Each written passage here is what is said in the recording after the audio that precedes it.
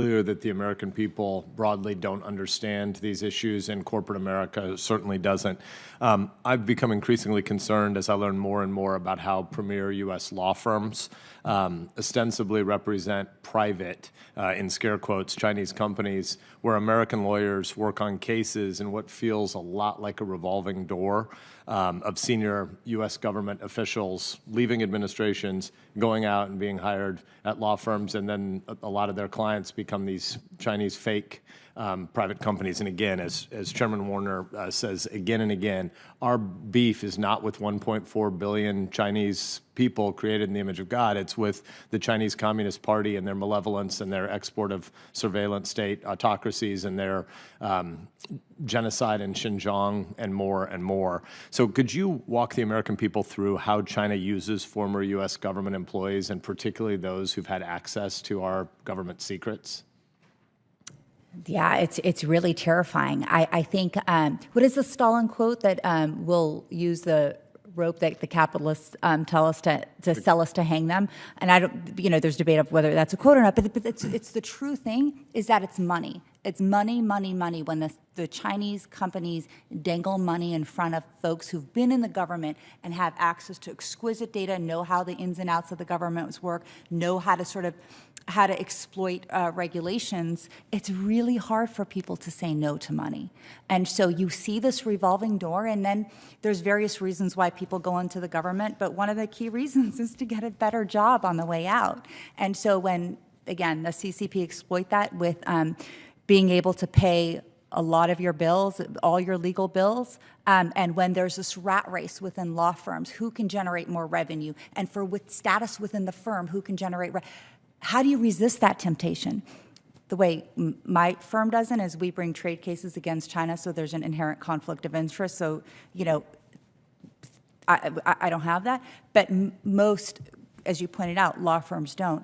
And so then how do you sort of resist all of these temptations and these expectations of you that you're supposed to generate revenue when the Chinese make it so easy? And what is the Chinese government, via these companies, seeking advice about from these U.S. law firms? Is their goal better governance compliance? Yeah, so it's twofold, right? And so it's just lobbyists. Lobbyists just pepper the government with lobbyists so they can just hear from from an echo chamber.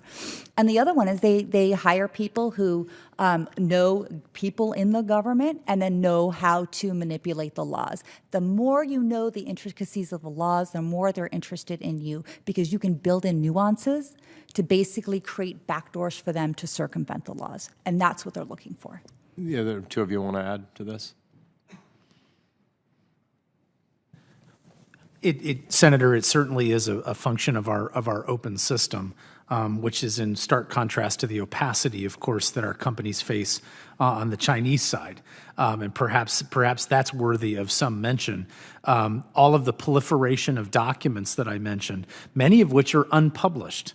Our companies will go into meetings with ministry regulators in China, and the regulator will push and draft unpublished regulation across the table for them to read and to be enforced. And they ask, can I keep a copy of it? And they say, well, no, that's just an unpublished draft, and pull it back. So they don't even have the ability then to seek remedy with the U.S. government or with other people who could help them in those situations. Not to mention the fact that, of course, while there have been some improvements in the intellectual property courts in China, the court system itself is not an independent branch of government, is fundamentally dominated by the Chinese Communist Party, and the judges in those courts are first and foremost responsible to the Communist Party discipline before the legal discipline. And so that is just one of these unbelievable asymmetries between the two sides, and again, further creates that asymmetric environment for our companies. I'll take on one small part of this. One of the challenges in working with in the government is you have limited time to think, and you don't have a lot of space to do that thinking. So you tend to rely on what's being said outside, because you need someone who has the head time to be able to draft out, particularly in emerging technology spaces. These are very complex. They're technically hard to understand. There's a lot of players involved. It's important to get that information. And I think that information dearth that we've put on senators and Congress individuals as well as executive branch actually puts you at an increasingly disadvantage because you're actually dependent on people outside who might actually have a conflict of interest to inform you on what to do. And therefore, coming back, I do think there is an opportunity to increase this analytic insight so that you can be informed by sources that conflict of interest is more clearly controlled. I know I'm nearly at time, but it's been reported that there are currently 20 former U.S. senators and congresspeople that lobby ostensibly on behalf of the Chinese government and Chinese fake private corporations. Is there any reason why that is in the interest of the United States citizenry or governance?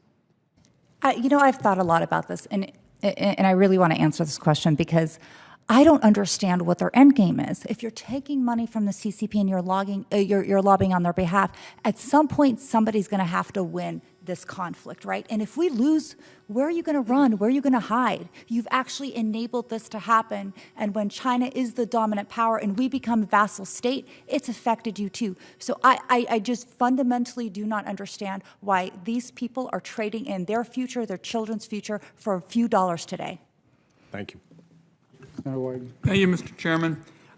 First question for you.